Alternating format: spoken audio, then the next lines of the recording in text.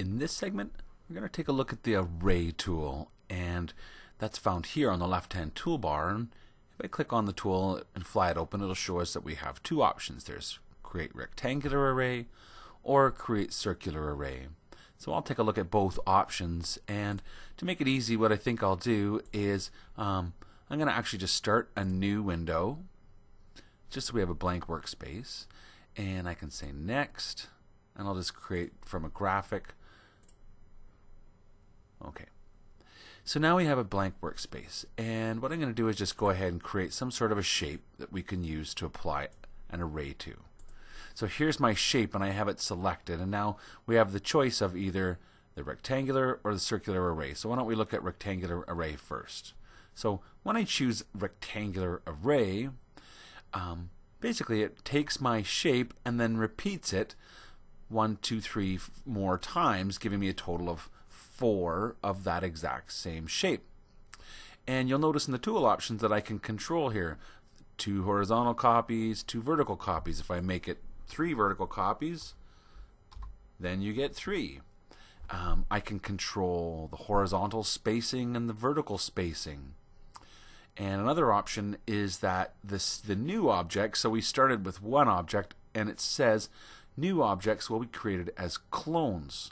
And this is our first chance to talk about clones, and I'll demonstrate what exactly that means, that they're going to be clones. Now, I can change the spacing and number of copies here mathematically, but I can also change them using the little handles, I guess, on the actual objects themselves. So for example, if I click on the bottom and pull down, I can change the vertical spacing. And if I click on the center and pull these ones over, I can change the horizontal spacing. And so that's basically how we can adjust this visually as opposed to adjusting it up here mathematically. And so when you're happy and you've created an array that you like, you simply choose Apply Rectangular Array. And so what it's done is it's duplicated our object to be, they're still all individually selectable objects, but the point I wanted to show was that they're clones. So for example, if I select one of those shapes and it's a 6-sided star, if I reduce that to, let's say, a 5-sided star and then hit enter, all of the stars in this array were all edited to be the same 5-pointed star. So same thing if I was to go in and use my edit node tool and change the array size, all of the objects are modified at the same time, and that's because they're clones of the original star shape.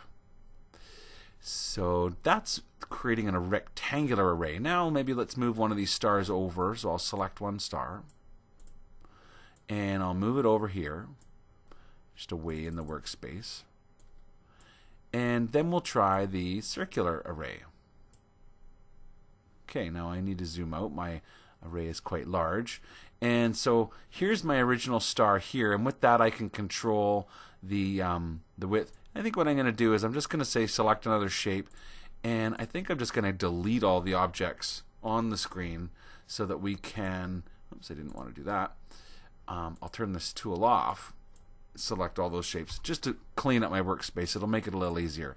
So we'll create ourselves a star, and then we'll choose the circular array, and you can see that it places the new shapes around a circle.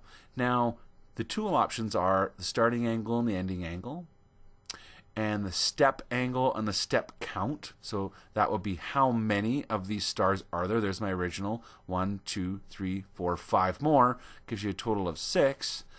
And so you can change the things like the starting angle. So it's set at 187. Why don't I just set that to 90?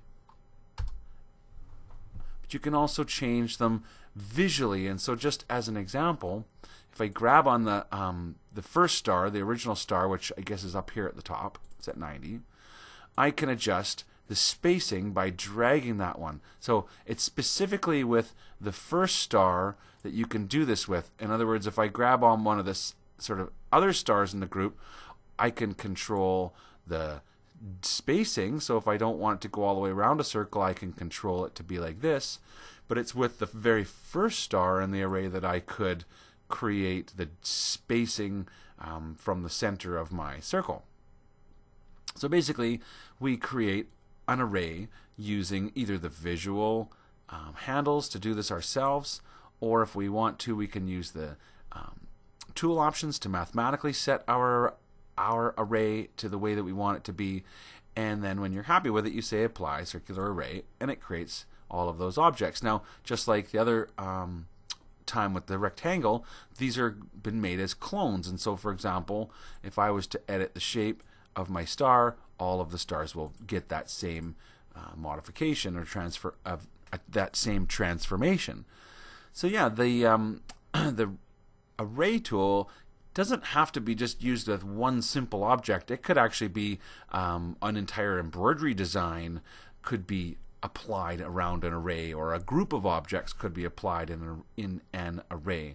So maybe I can demonstrate what that would look like if I select all of those stars and then asked to create a rectangular array. You would see that it would now create that cluster of stars over and over, and I've got it set for 3 vertical and 2 horizontal. Maybe I'll just make it 2 and 2, and hopefully it all sort of shows up on the screen. And then you have that ability to control your array with these little handles as far as the spacing goes. So that's creating an array and using both the circular array and the rectangular array tools.